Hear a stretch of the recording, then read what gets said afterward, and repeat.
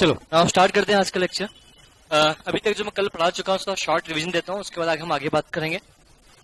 हमने कल चैप्टर शुरू किया था अमालगमेशन कंपनी, इनका कल छोटा हुआ है, थोड़ा शॉर्ट रिव्यू कर रहा हूँ, मतलब इतना नुकसान नहीं है, बट आज का इसे छोटा हुआ है तो अमालगमेशन समझ में आना बहुत मुश्किल है बेटा। क्लियर? तो हम बात कर रहे हैं बेटा, और कल आपके भी फ्रेंड्स जो आज भी लेक्चर में नहीं है, तो कल से अगर उनको अमालगमेशन बैच में बैठना है तो प्लीज राजू भैया से एक बार फोन लगा के लेक्चर के रेक कर ही कल बैच में बैठे, ताकि आने वाले लेक्चर सब धुरंधर निकलेंगे बेटा। बस सारे लेक्चर बहुत जबरदस्त लेक्चर अमालगमेशन है बेटा, आज बेस बन जाएगा पूरा अमालगमेशन का। क्लियर? क्योंकि मैं कल बताया भी था हमें क्या क्या पढ़ना अमालगमेशन, इसलिए नाउ स्टार्ट करते हैं बेटा। शॉर्ट रिव्यू दे रहा हूँ 5 मिनट के अंदर बेटा। अमालगमेशन के बारे में बात करता हूँ तो अमालगमेशन का मतलब क्या होता है सबसे पहले समझना है। अमालगमेशन, एब्जॉर्प्शन, रिकंस्ट्रक्शन पूरा एक चैप्टर है। तो सबसे पहले बेटा अमालगमेशन का मीनिंग के बारे में समझना है। तो what is the meaning of the amalgamation? जब 2 या 2 से ज्यादा कंपनी मिलकर एक नई कंपनी बनती है तो such is known as a amalgamation. जब एग्जिस्टिंग कंपनी के द्वारा बातचीत नहीं बेटा, जब एक एग्जिस्टिंग कंपनी के द्वारा किसी एग्जिस्टिंग कंपनी को टेक ओवर किया जाता है, और तो दैट मीन्स इस ट्रांजेक्शन क्या बोलेंगे बेटा हम बेटा? एब्जॉर्प्शन। एंड एक न्यूली फॉर्म कंपनी जिसका ऑब्जेक्टिव क्या था? एग्जिस्टिंग कंपनी को टेक ओवर करना, दैट मीन्स क्या बन जाएगा? External reconstruction. समझ में आया? अमालगमेशन 2 टाइप्स के होते हैं, इन the nature of merger, in the nature of purchase. तो कोई अमालगमेशन आपका इन द नेचर ऑफ मर्जर है या परचेज, हमें कैसे पता लगेगा? ये 5 कंडीशंस हैं, इन 5 कंडीशंस को अगर आपने सेटिस्फाई कर दिया तो amalgamation in the nature of क्या बन जाएगा? मर्जर। पहली कंडीशन जो आपकी है बेटा, all the assets and liabilities transfer होनी चाहिए। किसको बेटा? ट्रांसफरी कंपनी को, मतलब अमालगमेटेड कंपनी को। दूसरा है बुक वैल्यू। तीसरा है एटलीस्ट 90%, वो समझ में आया? Consideration at least 90% share holder of the transfer company must be ready for the amalgamation. Consideration only in shares. Payment cash में हो सकता है क्या? नहीं, बट अगर फ्रैक्शन में होगा तो पेमेंट कैश में किया जा सकता है। और गोइंग कंसर्न इफेक्ट नहीं होना चाहिए। किसका? ट्रांसफरर कंपनी का। बोल समझ में आया बेटा? श्योर? ये 5 कंडीशन आपने सेटिस्फाई कर दी। जब 5 कंडीशन आप सेटिस्फाई कर दोगे तो ये amalgamation in the nature of क्या बन जाएगा? मर्जर। इन 5 कंडीशन में से एक भी कंडीशन आपकी अनसेटिस्फाई होती है तो amalgamation in the nature of क्या बनेगा बेटा? परचेज। क्या मैं आगे बढ़ सकता हूँ? गुड। बट अब ध्यान रखना, हम इस चैप्टर में अमालगमेशन का मीनिंग पूछ सकता है, एब्जॉर्प्शन का मीनिंग पूछ सकता है, एक्सटर्नल रिकंस्ट्रक्शन का मीनिंग पूछ सकता है, टाइप्स ऑफ अमालगमेशन के बारे में पूछ सकता है, या कोई अमालगमेशन हो रहा है वो amalgamation in the nature of merger है इसके बारे में पूछ सकता है, या कोई अमालगमेशन हो रहा है तो amalgamation in the nature of purchase है इसके बारे में आपसे पूछ सकता है। तो इन सब के बारे में थ्योरी क्वेश्चन पूछ सकता है, एज वेल एज अब हमें इसमें एग्जाम्पल इस चैप्टर में ये पढ़ना है कि अगर कोई अमालगमेशन हो रहा है, अगर रिकंस्ट्रक्शन हो रहा है, अगर एब्जॉर्प्शन हो रहा है, तो उस केस में अकाउंटिंग ट्रीटमेंट क्या होंगे, इस चीज के बारे में हमें यहाँ डिस्कस करना है। Are you reading my points? तो अकाउंटिंग ट्रीटमेंट मुझे यहाँ पर पढ़ना है। तो जब में अमालगमेशन होता है तो इसका सबसे पहले 2 नेचर का होगा, या in the nature of merger या फिर क्या होगा? परचेज। तो amalgamation in the nature of merger होगा तो इसका जो अकाउंटिंग करने का तरीका होगा वो इंटरेस्ट पुलिंग मेथड से होगा। This is a very important question for exam point of view. अभी तक एक भी बार पूछा नहीं गया है क्वेश्चन, बहुत अच्छा क्वेश्चन 2 मार्क्स के लिए, कि अमालगमेशन अगर हो रहा है तो 2 टाइप्स का होता है, in the nature of merger, in the nature of purchase. पर amalgamation in the nature of purchase है या मर्जर, ये कैसे पता करेंगे? ये डिपेंड ऑन 5 कंडीशंस। अब अमालगमेशन मान लो मर्जर है या परचेज है, इनका अकाउंटिंग करने की मेथड कौन सी है? Very important points. अगर amalgamation in the nature of merger है तो उसका अकाउंटिंग करने की मेथड कौन सी होगी? Interest pulling method. बट अगर amalgamation in the nature of क्या है बेटा? परचेज है, तो उसकी अकाउंटिंग करने की मेथड का नाम क्या है? Purchase method. Are you getting my points? Good. अब जो accounting treatment amalgamation in the nature of purchase का होगा, यही अकाउंटिंग ट्रीटमेंट एब्जॉर्प्शन का होगा, और यही अकाउंटिंग ट्रीटमेंट किसका होगा? External reconstruction. But amalgamation in the nature of merger का अकाउंटिंग ट्रीटमेंट कुछ अलग तरीके से होता है, वो भी थोड़ा सा चेंज है पर खतरनाक चेंज है, वो ध्यान से समझना। तो मैं कभी आपको ये नहीं समझाऊंगा कि एब्जॉर्प्शन अकाउंटिंग एंट्री पढ़ेंगे अब अपन, एक्सटर्नल रिकंस्ट्रक्शन पढ़ेंगे अपन, नहीं, मैं सिर्फ पढ़ाऊंगा बेटा amalgamation in the nature of purchase की अकाउंटिंग एंट्री बनाऊंगा। तो यही अकाउंटिंग ट्रीटमेंट एब्जॉर्प्शन के लिए ही होगा, और यही अकाउंटिंग ट्रीटमेंट किसके होगा? External reconstruction. पर amalgamation in the nature of merger होगा तो इसका अकाउंटिंग ट्रीटमेंट कुछ अलग तरीके से होगा। Are you getting my points? ये अभी तक का कल के लेक्चर का थोड़ा सा ब्रीफ इंट्रोडक्शन था। अब मैं आज के लेक्चर शुरू कर रहा हूं। अब मान लो अमालगमेशन हमारा हो रहा है, अब अमालगमेशन हो रहा है तो सबसे पहले हमें ये आइडेंटिफाई करना पड़ेगा ये अमालगमेशन कौन सी नेचर का है, in the nature of purchase या in the nature of merger. ये 5 कंडीशंस मैंने कल आपके साथ बताई। इन 5 कंडीशन को आपने सेटिस्फाई कर दिया तो amalgamation in the nature of merger. इन 5 कंडीशन में एक भी कंडीशन गई तो amalgamation in the nature of merger नहीं, वो क्या बनेगा, purchase. Are you getting my points? और जब हम क्वेश्चन को सॉल्व करेंगे तो question amalgamation in the nature of merger का है, ये परचेज, ये 5 कंडीशन देखने की जरूरत नहीं है।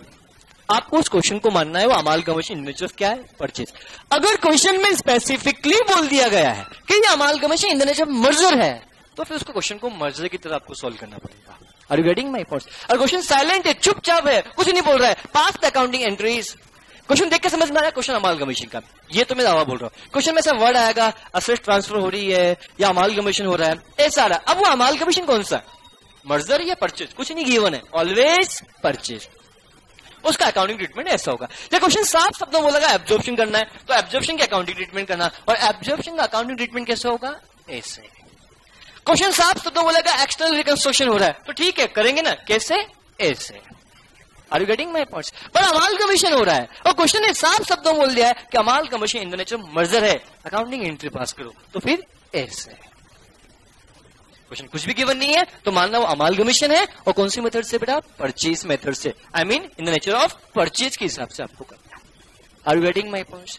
अब ये जो कुछ भी होगा, कल मैंने जैसा कि आपको बात किया था, यहाँ पे 2 कंपनी है, कौन कौन सी कंपनी बेटा, एक कंपनी का नाम है बेटा एक्स, दूसरी कंपनी का नाम कौन है बेटा, वाई, दोनों मिलकर एक नई कंपनी बनती है, उसका नाम है एक्स वाई।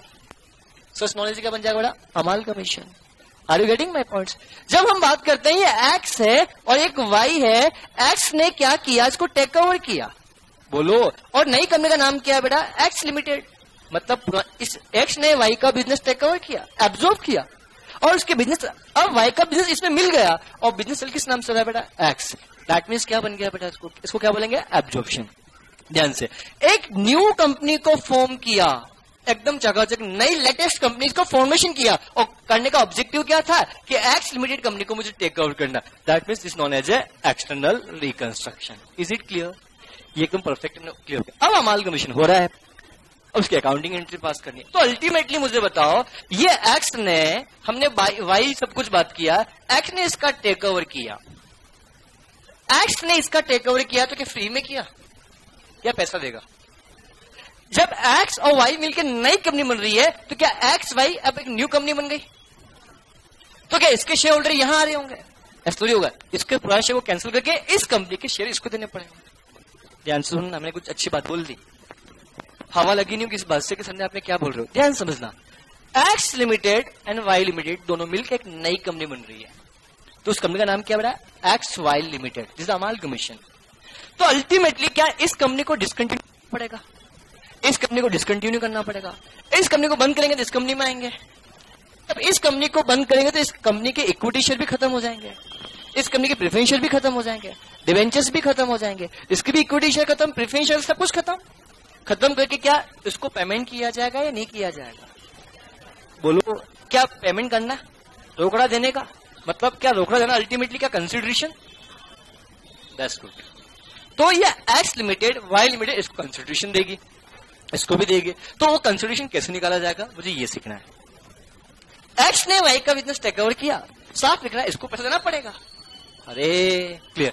तो एक्स वाई को जो पैसा दे रहा है वो कितना पैसा दे रहा है, क्वेश्चन में गिवन नहीं होगा, ये आपको निकालना पड़ेगा, उसको निकालने की इंफॉर्मेशन गिवन होगी, वो आपको निकालना पड़ेगा, और मतलब उसको कहा जाता है परचेज कंसिडरेशन। और परचेज कंसिडरेशन अगर आपको आता है तो अमालगमेशन आपको आता है, और परचेज कंसिडरेशन आपको नहीं आता है तो अमालगमेशन बिल्कुल नहीं आता है, क्योंकि पूरा क्वेश्चन टिका हुआ होगा किसके ऊपर, पीसी के ऊपर, परचेज कंसिडरेशन, उसको हमेशा पीसी बोलूंगा, पीसी पे टिका है, पीसी सही तो क्वेश्चन सही, पीसी गलत तो क्वेश्चन गलत।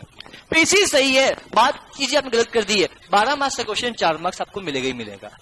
आपका पीसी गलत है, पूरा क्वेश्चन सही कर दिया, पूरा सही किया, तो कितने मार्क्स, 4 मार्क्स, हो सकता है 0 मार्क्स मिले, कोई बड़ी बात नहीं है, पर पीसी सही होना बहुत इंपॉर्टेंट है, पीसी सही होना बहुत ही ज्यादा इंपॉर्टेंट है, समझ में आएगा। तो आज हमें यहाँ पे सीखना है कि ये कंसिडरेशन कैसे डिसाइड किया जाएगा, ये कंसिडरेशन कैसे निकाला जाएगा, क्या तरीके हैं निकालने के, इन चीजों के बारे में अपन को डिस्कशन करना। और कंसिडरेशन चाहे amalgamation in the nature of merger हो तभी निकलता है, जब amalgamation in the nature of purchase हो तभी निकलता है, चाहे एब्जॉर्प्शन हो चाहे क्या हो बेटा एक्सटर्नल रिकंस्ट्रक्शन, हर केस में पीसी निकालना आना चाहिए। और सबसे मजे की बात, इसका पीसी निकालने का तरीका संविधान बोर्ड पे, इसका पीसी निकालने का तरीका, इसका निकालने का तरीका, इसका निकालने का तरीका सेम है, इसका अलग है। तो मैं अभी किसको पढ़ा रहा हूं बेटा, मैं इसको, समझ में आया? तो amalgamation in the nature of purchase होगा तो इस केस में पीसी कैसे निकलेगा, मतलब एब्जॉर्प्शन कैसे निकलेगा, मतलब एक्सटर्नल रिकंस्ट्रक्शन पीसी कैसे निकलेगा, इस चीज के बारे में अपन यहाँ पर बात करेंगे। जब मैं amalgamation in the nature of merger पढ़ाना शुरू करूंगा तब मैं वापस से पीसी निकालना सिखाऊंगा। बोल समझ में आया कि नहीं? श्योर? नाउ तो नाउ आज का लेक्चर हमारा शुरू हो रहा है कि पीसी निकालना है। तो बड़ा पीसी किस केस निकाल रहे हैं? Amalgamation in the nature of, लिखो बड़ा कंप्यूटेशन ऑफ परचेज कंसिडरेशन, लिखे आप लोग computation of purchase consideration in case of computation of purchase consideration in case of amalgamation in the nature of purchase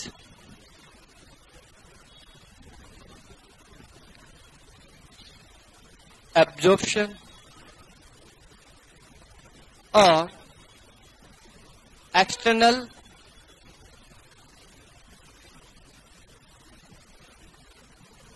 reconstruction.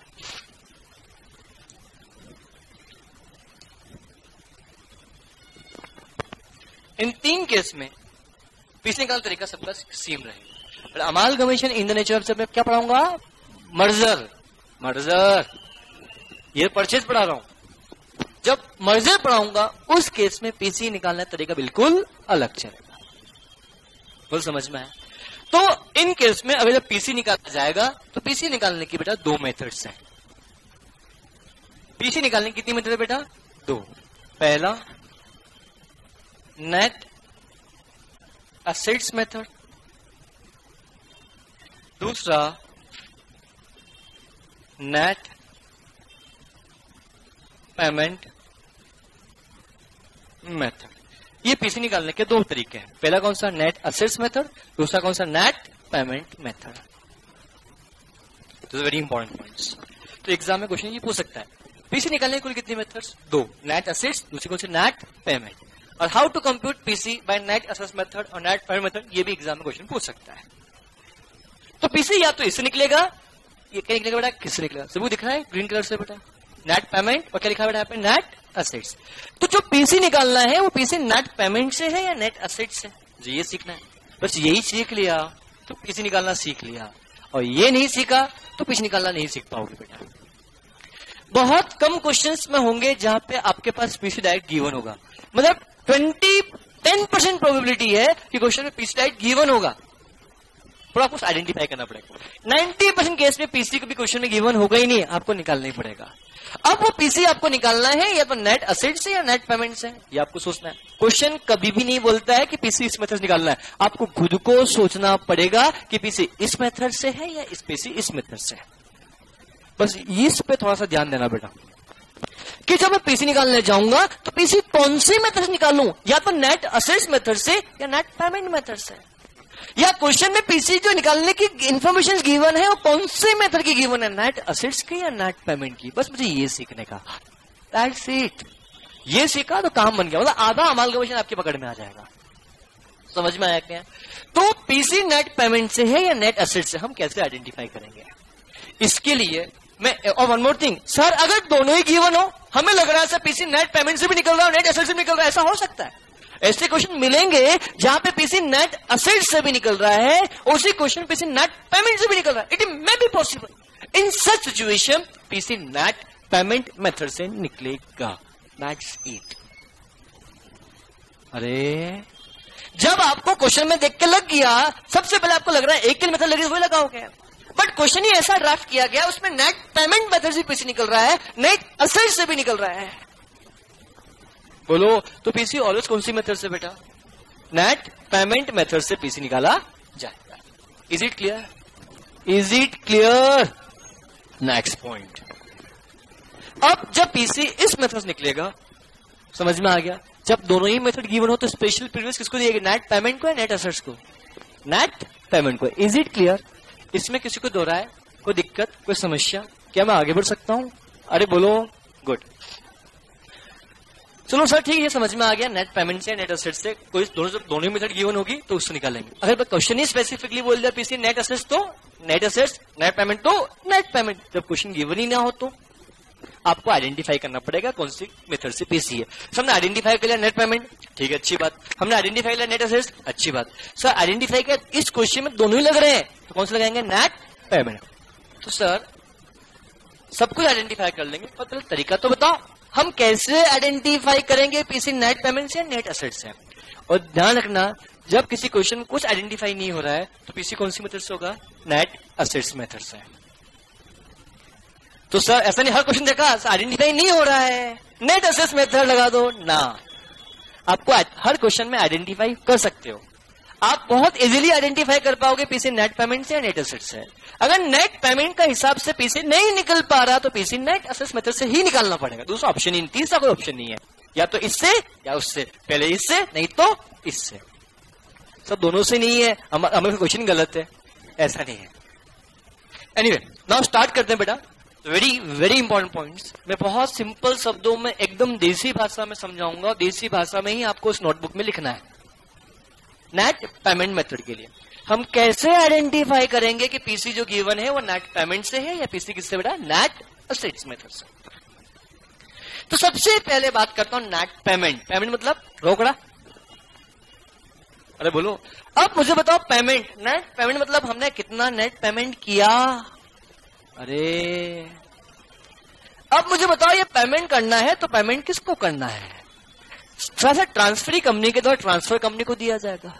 मतलब एक परचेजिंग कंपनी के द्वारा क्या सेलिंग कंपनी को पैसा दिया जाएगा। अब सेलिंग कंपनी को पैसा किसको दिया जाएगा? कंपनी के मालिक को।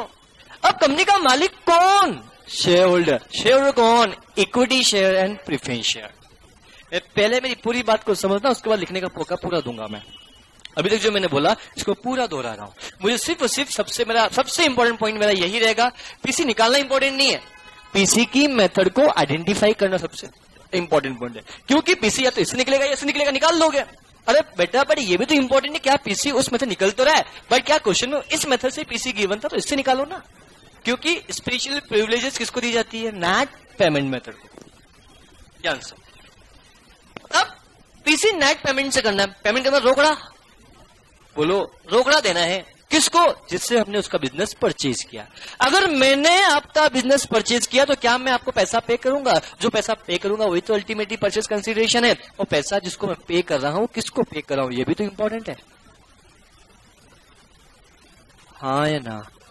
क्या आप जो पेमेंट कर रहा हूं, पेमेंट किसको कर रहा हूं? कंपनी के मालिक को। कंपनी का मालिक मतलब कंपनी का शेयर होल्डर, और शेयर होल्डर मतलब equity share holder and preference share holder. अगर मैंने इक्विटी शेयर होल्डर को और प्रेफरेंस शेयर होल्डर को किसके? सेलिंग के या परचेजिंग के? किसके? सेलिंग के या परचेजिंग का?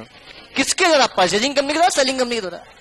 परचेजिंग कंपनी के द्वारा सेलिंग कंपनी के शेयर होल्डर मतलब equity share holder, preference share holder को जो कुछ भी दिया जा रहा है वो पहले से पता हो, और कितना दिया जा रहा है ये भी पहले से पता हो, तो पीसी कौन सी मेथड से? नेट पेमेंट मेथड से। वापस रिपीट कर रहा हूं, बस इतना ही है आइडेंटिफाई करने का तरीका।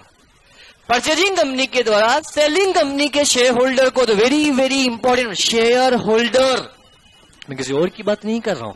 परचेजिंग कंपनी के द्वारा सेलिंग कंपनी के डिवेंचर होल्डर को पेमेंट दिया होगा, is not part of the PC. क्योंकि मेरा सेंटेंस क्या बोल रहा हूं, ध्यान से लिखो, इस पॉइंट को लिखना चाहो तो आप लोग। परचेजिंग कंपनी के द्वारा सेलिंग कंपनी के शेयर होल्डर को जो कुछ भी दिया जा रहा है पहले से पता हो, कितना दिया जा रहा है ये भी पहले से पता हो, तो पीसी कौन सी मेथड से? नेट पेमेंट मेथड से। Is very important. इसी की लिखना, सिर्फ ऐसा पूरा सेंटेंस भी नहीं, इसके नीचे लिखना परचेजिंग कंपनी के द्वारा सेलिंग कंपनी के शेयर होल्डर, तो शेयर होल्डर मतलब very specific, equity and preference share, यहां पे डिवेंचर होल्डर, किसी और की बात ही नहीं कर रहा हूं, ओनली शेयर होल्डर। तो परचेजिंग कंपनी के द्वारा सेलिंग कंपनी के शेयर होल्डर को जो कुछ भी दिया जा रहा है, जो कुछ भी दिया जा रहा है वो पहले से पता हो,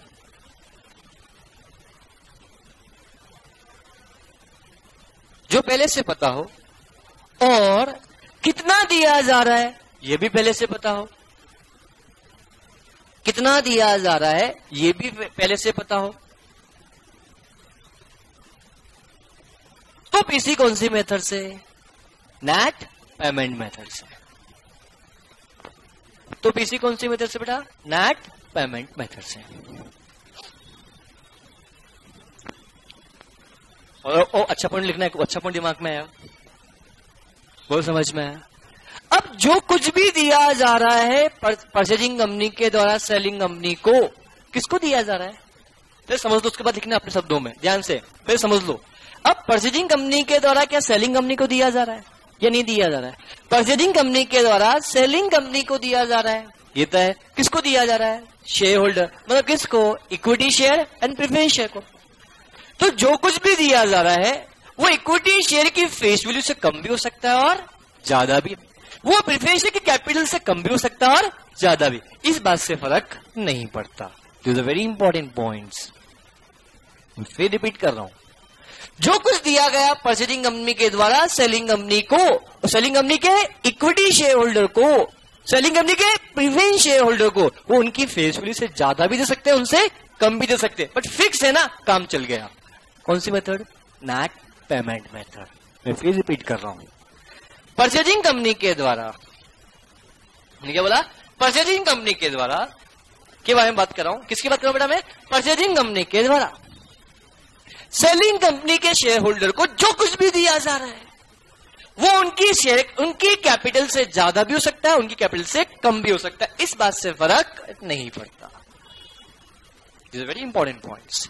क्या बोला मैंने? परचेजिंग कंपनी के द्वारा सेलिंग कंपनी के शेयर होल्डर की कैपिटल से ज्यादा मिले या कम मिले, इस बात से फर्क नहीं पड़ता। पीसी तो नेट पेमेंट मेथड से ही कहलाएगा, अगर उनका पेमेंट फिक्स हो तो। अगर फिक्स ही नहीं है तो काम चलेगा क्या? नहीं। और बड़ा समझना, फिक्स दोनों का होना चाहिए, equity as well as preference share का। This is a very very important point, क्योंकि इक्विटी शेयर होल्डर को जो दिया जा रहा है वो फिक्स है, पर प्रेफरेंस शेयर होल्डर को जो दिया जा रहा है वो फिक्स नहीं है। प्रेफरेंस शेयर होल्डर को जो दिया जा रहा है वो फिक्स है, पर इक्विटी शेयर होल्डर को दिया जा रहा है वो फिक्स नहीं है। तो पीसी कौन सी मेथड से? नेट पेमेंट से तो नहीं है, तो बचा कौन सा? Net asset. तो वेरी इंपॉर्टेंट पॉइंट्स लिखो। Equity share holders and preference share holder दोनों का फिक्स होना चाहिए। Equity share holders and preference shares दोनों का फिक्स होना चाहिए।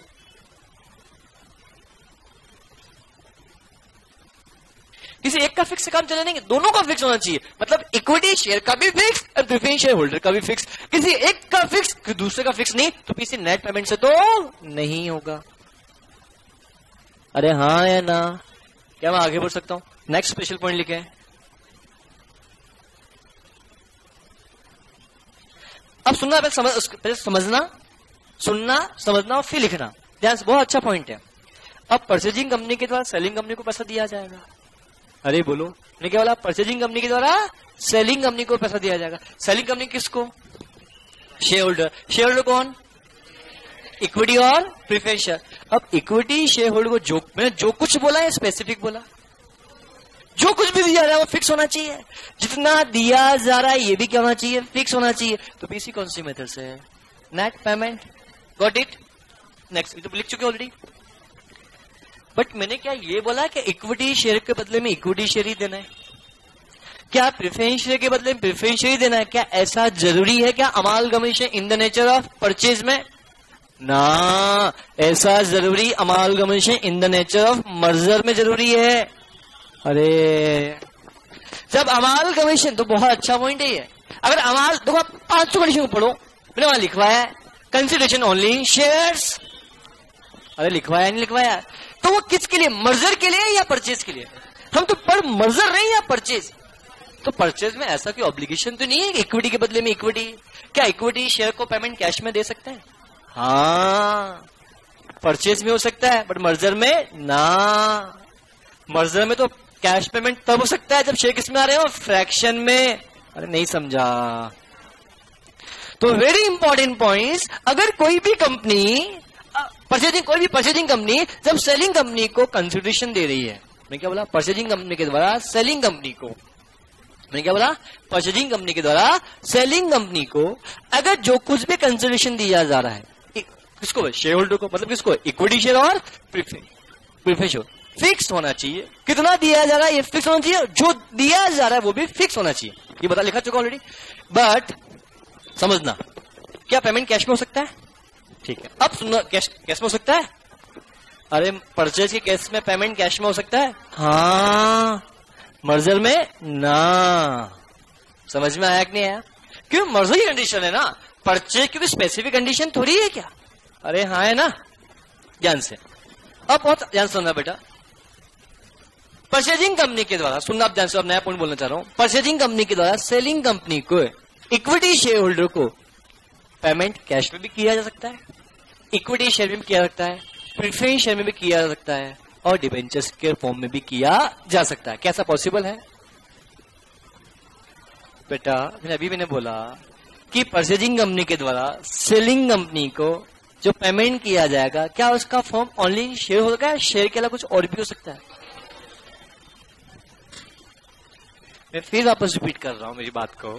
अगर अमालगमेशन, बहुत ध्यान से बोलो, मेरा लेक्चर पर लोग रिकॉर्ड हो रहे हैं, लोग देखते हैं, तो आप लोग ऐसे बार बार से बोलना पड़ेगा तो अच्छा लगेगा क्या? सर क्या बोलेंगे?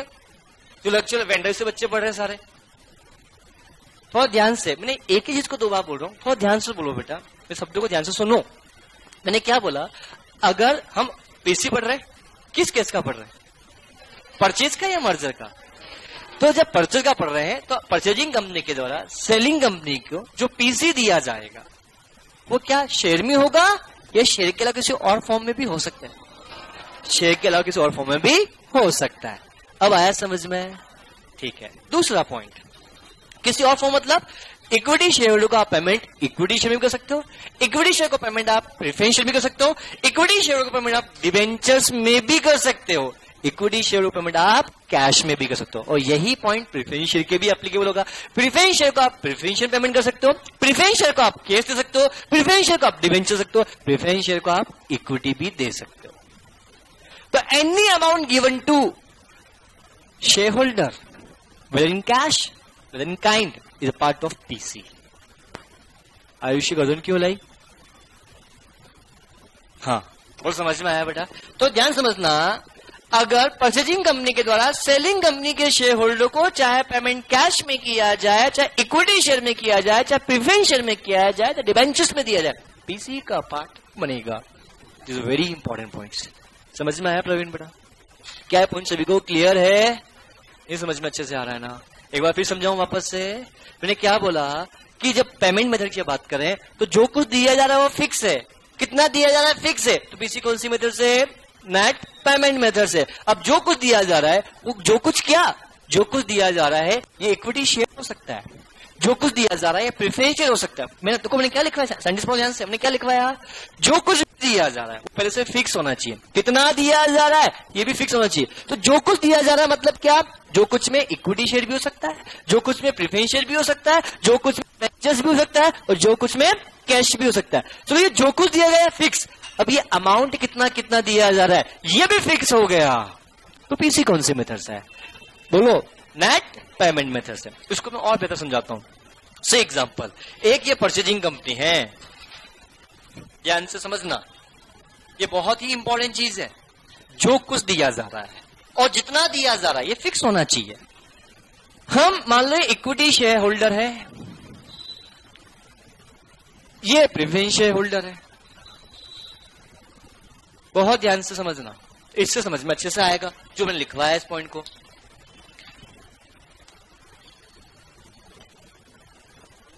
तो जो कुछ दिया जा रहा है, अब समझना ध्यान से, जो कुछ दिया जा रहा है, तो जो कुछ दिया जा रहा है तो इक्विटी को हम क्या दे सकते हैं बेटा? हेलो। क्या इक्विटी शेयर दे सकते हैं? क्या हम इनको प्रेफरेंस दे सकते हैं? क्या हम इनको डिवेंचर्स दे सकते हैं? क्या इनको हम कैश में दे सकते हैं? तो ये कुछ दिया गया। Is it clear? अब इन इक्विटी शेयर होल्डर को कितने इक्विटी शेयर दिए जा रहे हैं? क्या फिक्स है? बोलो। क्या इन प्रेफरेंस शेयर को कितने प्रेफरेंस शेयर दिए जा रहे हैं? क्या ये भी फिक्स है? डिवेंचर होल्डर को कितने? कैश कितना? ये फिक्स बहुत बड़ा है। इनका फिक्स है पर इनका फिक्स नहीं है। तो पीसी नेट पेमेंट से होगा। चलो इनका फिक्स है, इनका फिक्स नहीं है। वो समझ में आया? क्लियर। अब इक्विटी शेयर होल्डर को मैं चाहूं तो इक्विटी में पेमेंट कर सकता हूं। प्रेफरेंस शेयर को पेमेंट में इक्विटी में कर सकता हूं। प्रेफरेंस शेयर का पेमेंट प्रेफरेंस शेयर में कर सकता हूं। प्रेफरेंस शेयर को पेमेंट करने के लिए डिवेंचर्स पेमेंट दे सकता हूं। प्रेफरेंस शेयर को पेमेंट करने के लिए कैश दे सकता हूं। क्या ऐसा हो सकता है? ये जितना दे रहा हूं ये पता है, ये पता है, ये पता है, ये पता है। इनका अमाउंट टोटल पता है। जो कुछ दिया गया, जितना दिया गया, क्या प्री डिटरमाइन है? फिक्स है। पीसी कौन सी मेथड? Net payment method. अब ध्यान समझना, प्रेफरेंस शेयर होल्डर को जितने इक्विटी शेयर देने, प्रेफरेंस शेयर देने, डिवेंचर देने, कैश देने, सब फिक्स। इक्विटी शेयर होल्डर को कितने इक्विटी शेयर देने, फिक्स। प्रेफरेंस शेयर कितने, ये भी फिक्स। डिवेंचर्स कितने देने, ये भी फिक्स। पर कैश कितना देना है ये अभी तक पता नहीं। क्वेश्चन में बचा हुआ अमाउंट कैश में दिया जाएगा। क्या कैश फिक्स है? क्या इक्विटी शेयर को हम कितने इक्विटी शेयर दे रहे हैं पता है? इक्विटी शेयर को हम कितने प्रेफरेंस शेयर दे रहे हैं ये पता है? इक्विटी शेयर को हम कितने डिवेंचर्स दे रहे हैं ये पता है? प्रेफरेंस शेयर को कितना इक्विटी शेयर दे रहे हैं पता है? प्रेफरेंस शेयर को इतने प्रेफरेंस शेयर दे रहे हैं ये पता है? प्रेफरेंस शेयर होल्डर को इतने डिवेंचर्स दे रहे हैं ये पता है? प्रेफरेंस शेयर होल्डर को कैश कितना दे रहे हैं ये पता है? पर इक्विटी होल्डर को कैश कितना दे रहे हैं ये मुझे पता ही नहीं है। क्या पीसी नेट पेमेंट से हो पाएगा? नहीं। जो कुछ दिया जा रहा है, जो कुछ ये दिया जा रहा है, जितना दिया जा रहा है, ये भी फिक्स होना चाहिए। इसका ये फिक्स, इसका ये फिक्स, इसका ये फिक्स, बट इसका फिक्स ना। पीसी नेट पेमेंट से नहीं हो पाएगा। पीसी नेट पेमेंट से नहीं हो पाएगा तो पीसी कौन सी मेथड निकलेगा? नेट असेट्स मेथड पे। This are very important points. तो पीसी नेट पेमेंट से है या नेट असेट्स, हम कैसे आइडेंटिफाई करेंगे? तो सबसे पहले परचेजिंग कंपनी के द्वारा सेलिंग कंपनी को जो कुछ दिया जा रहा है, सुनो अब ध्यान समझ। अब एक्स और वाई, एक्स कंपनी है, दूसरी कंपनी कौन सी है? वाई। एक्स ने वाई को टेक ओवर किया, तो अब एक्स वाई को जो दे रहा है, वाई को किसको दे रहा है? इक्विटी शेयर को, प्रेफरेंस शेयर को। इक्विटी शेयर को जो कुछ दे रहा है, प्रेफरेंस शेयर को जो कुछ दे रहा है, जितना दे रहा है, जितना दे रहा है, ये भी फिक्स, ये भी फिक्स, ये भी फिक्स, ये भी फिक्स। तो पीसी कितना दिया जाएगा? PC by net payment method. Are you getting my points? Question ने ये बोल दिया इक्विटी शेयर को हम इतने इक्विटी शेयर दे रहे हैं और बचा हुआ पैसा हम कैश में दे देंगे। कैश में दे रहे हैं ये पता है, पर कैश में कितना दे रहे ये नहीं पता। कैसा हो सकता है? तो पीसी कौन सी मेथड से? नेट पेमेंट से तो नहीं। जब पीसी नेट पेमेंट से नहीं तो पीसी कौन सी मेथड से? Net. This is a very important concept बेटा। अगर ये समझ लिया तो अमालगमेशन में पकड़ आ गई आपके, समझ लेना। वो समझ में आया। और इक्विटी शेयर को आप चाहो तो इक्विटी शेयर में पेमेंट कर सकते हो, इक्विटी शेयर को आप चाहो तो प्रेफरेंस शेयर में पेमेंट कर सकते हो, इक्विटी शेयर को चाहो तो आप डिवेंचर्स पेमेंट कर सकते हो, इक्विटी शेयर को चाहो तो आप कैश पेमेंट कर सकते हो। इस बात से फर्क नहीं पड़ता। नॉक करना बाहर एक बार। वो समझ में आया बेटा? अरे बोलो sure, just note is a very important concept. वो समझ में आया बेटा? अरे बोलो हाँ या ना? राजू भी है? अरे आंसर आवाज चेक करो ना बेटा। राजू भी नहीं है? चलो रहने दो, कोई बात नहीं।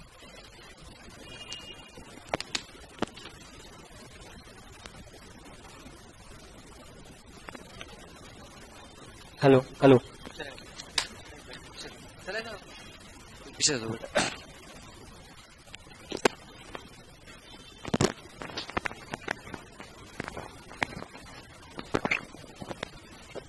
बोलो क्या सभी समझ में आ रहा है? अरे बोलो। तो जो कुछ दिया जा रहा है फिक्स होना चाहिए, जितना दिया जा रहा है ये भी फिक्स होना चाहिए। तो किसी कौन सी मेथड से? नेट पेमेंट मेथड से। अब एक बात बताओ, जब एक्स ने वाई को परचेज किया होगा तो वाई के शेयर होल्डर पेमेंट कर रहा है। क्या एक्स के द्वारा वाई के शेयर होल्डर के अलावा किसी और व्यक्ति को पेमेंट भी किया जा सकता है? बात समझता ध्यान से बेटा। मैंने क्या बोला? ध्यान से। एक्स के द्वारा वाई की कंपनी को पेमेंट किया जा रहा है, तो वाई की कंपनी के इक्विटी शेयर को भी पेमेंट किया गया, प्रेफरेंस शेयर को भी पेमेंट किया, फिर एक्स की कंपनी के द्वारा वाई की डिबेंचर्स होल्डर को भी पेमेंट किया जा सकता है। किसको? डिबेंचर्स हो सकता है कि Y company, X company Y की डिबेंचर्स होल्डर का भी पेमेंट कर रही हो। अरे हाँ है ना, इज इट पॉसिबल? तो क्या वो पीसी का पार्ट बनेगा? क्या वो पीसी का पार्ट बनेगा? क्यों? मैंने सिर्फ शेयर होल्डर वर्ड लिखवाया। This is very important points, that लिख लो। इफ परचेजिंग, सब लिखो, चलो छोड़ो। परचेजिंग कंपनी के द्वारा सेलिंग कंपनी के डिबेंचर्स होल्डर को, परचेजिंग कंपनी के द्वारा सेलिंग कंपनी के, मैंने क्या बोला? परचेजिंग कंपनी के द्वारा सेलिंग कंपनी के डिबेंचर होल्डर को कुछ भी दिया जा रहा हो, कुछ भी मतलब क्या हो सकता है? क्या डिबेंचर होल्डर को हम क्या इक्विटी शेयर दे सकते हैं? क्या डिबेंचर होल्डर को हम प्रेफरेंस शेयर दे सकते हैं? क्या डिबेंचर होल्डर को हम कैश दे सकते हैं? क्या डिबेंचर इश्यू करते हैं? और वो पीसी का पार्ट नहीं होगा। This is very important points, very very very important points. मैंने क्या बोला कि अगर परचेजिंग कंपनी के द्वारा सेलिंग कंपनी के डिबेंचर होल्डर को जो कुछ भी दिया जा रहा है, मैंने क्या बोला? परचेजिंग कंपनी के द्वारा सेलिंग कंपनी के डिबेंचर होल्डर को जो कुछ भी दिया जा रहा है, मैंने क्या बोला? परचेजिंग कंपनी के द्वारा सेलिंग कंपनी के डिबेंचर होल्डर को जो कुछ में क्या हो गया? इक्विटी शेयर भी आ गया, प्रेफरेंस शेयर भी आ गया, डिबेंचर्स भी आ गया, कैश भी आ गया, जो कुछ भी दिया जा रहा है वो पीसी का पार्ट नहीं बनेगा। Are you getting my point? नहीं समझ में अच्छे से आया क्या? वापस समझाऊं एक बार? पक्का? श्योर? नेक्स्ट पॉइंट, क्या परचेजिंग कंपनी के द्वारा सेलिंग कंपनी को टेक ओवर किया जा रहा है, तो क्या सेलिंग कंपनी का बिजनेस का लिक्विडेशन हो रहा है? अरे एक्स कंपनी ने वाई कंपनी को टेक ओवर किया, तो क्या वाई कंपनी बंद हो रही है? बंद होने में लिक्विडेशन हो रहा है, तो क्या लिक्विडेशन के एक्सपेंसेस होंगे? किसके? वाई कंपनी के, एक्स कंपनी के? तो क्या ये एक्स कंपनी बड़ी दयावान कंपनी है? एक्स कंपनी क्या है बेटा? बड़ी ही दयावान कंपनी है। एक्स कंपनी बोलती है वाई लिमिटेड तुम्हारा लिक्विडेशन हो रहा है, तो लिक्विडेशन के टाइम पे जितने भी खर्चे होंगे मैं तुम्हारा पे करूंगा। कैसा हो सकता है? बात समझ में नहीं आई, मैं वापस रिपीट कर रहा हूं। क्या एक्स कंपनी ने वाई का बिजनेस को टेक ओवर किया? बोलो। या एक्स और वाई दोनों मिलकर एक नई कंपनी बनी एक्स वाई लिमिटेड, तो क्या एक्स कंपनी बंद होगी तो क्या खर्चे होंगे? जब कंपनी का फॉर्मेशन खर्चे होते हैं तो क्या लिक्विडेशन खर्चे नहीं होते होंगे क्या? Yes, is it possible? अब लिक्विडेशन तो सेलिंग कंपनी या ट्रांसफर कंपनी को लिक्विडेट हो गए तो क्या उसके खर्चे होंगे? लिक्विडेशन खर्चे बोल दो, अमाल कमीशन एक्सपेंसेस बोल दो, क्या खर्चे होंगे? तो बताओ, अभी हम यहाँ पे बात करें एक्स कंपनी ने वाई कंपनी को टेक ओवर किया, तो वाई लिमिटेड कंपनी के लिक्विडेशन एक्सपेंसेस होंगे। ये लिक्विडेशन एक्सपेंसेस एक्स ने पे कर दिया, जबकि ये खर्चा पे करने की जिम्मेदारी एक्स की थी या वाई की? बट पे किसने किया? क्या कर सकता है? तो अगर एक्स के द्वारा वाई कंपनी के अगर कोई भी एक्सपेंसेस का पेमेंट किया जाता है तो क्या वो पीसी का पार्ट बनेगा? आंसर इज ना। जो कुछ भी दिया जा रहा है, जितना दिया जा रहा है शेयर होल्डर को, बात खत्म। It's a very important line. तो नाउ अगर लिक्विडेशन एक्सपेंसेस पे किया जा रहा है किसके द्वारा बेटा? परचेजिंग कंपनी के द्वारा। परचेजिंग कंपनी के द्वारा सेलिंग कंपनी का लिक्विडेशन एक्सपेंस का पेमेंट भी किया जाता है, तो पीसी का पार्ट नहीं होगा। This is very important points.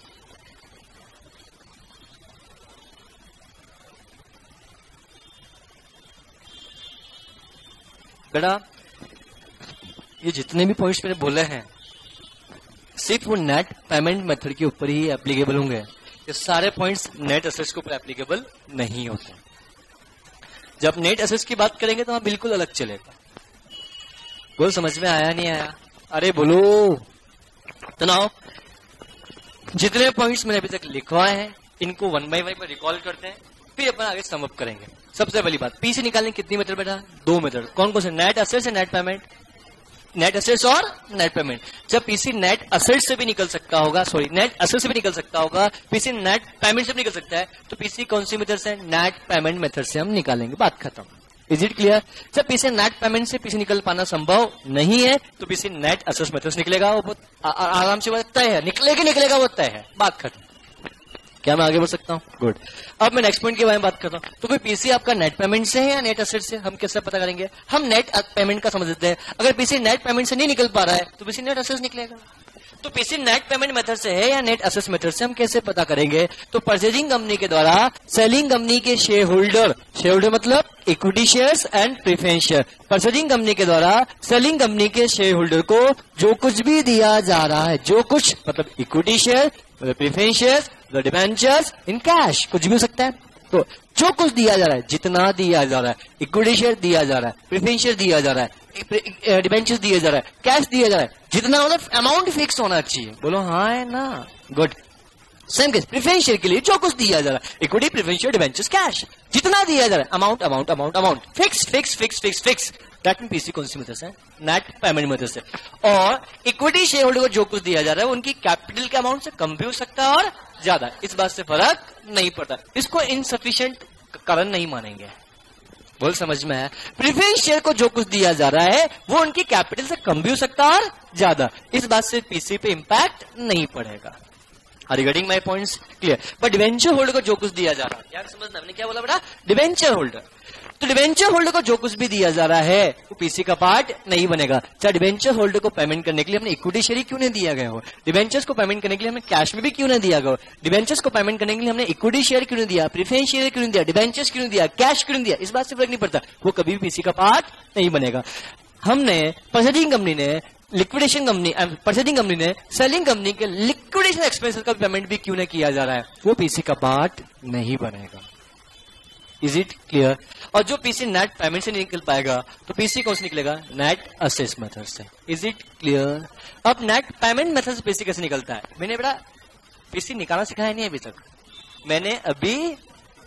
हम कैसे आइडेंटिफाई करेंगे पीसी नेट पेमेंट से, नेट असेस से, मैंने ये सिखाया।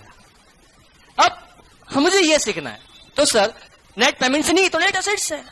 अब पीसी नेट पेमेंट से निकलेगा या नेट असेट से, ये सीख लिया। अब ये सीखने के बाद हमें ये सीखना है हाउ टू कंप्यूट कैसे किया जाएगा, निकाला कैसे जाएगा, इस चीज के बारे में अपन को यहाँ पे समझ जाना। आज के लिए इतना ही। आपका दिन शुभ रहे।